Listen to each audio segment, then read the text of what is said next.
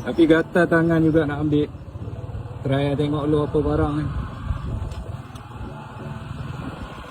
Pernah siap ambil biji-biji macam ni. Hantar jauh pula tu time tu. Nasib baik muat beg aku. Serang. Alhamdulillah, nasib baik tak banyak. Ni je.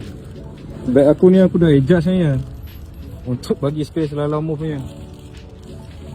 Dan dapat order macam ni dia bagi tak banyak pula.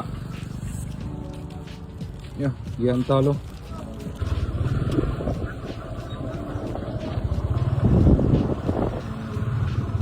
Kanan.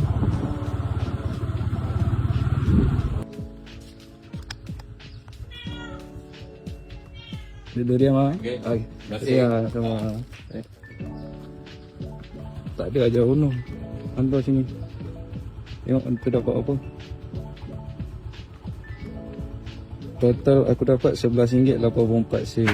Hantar dalam 12 km. Okey lah.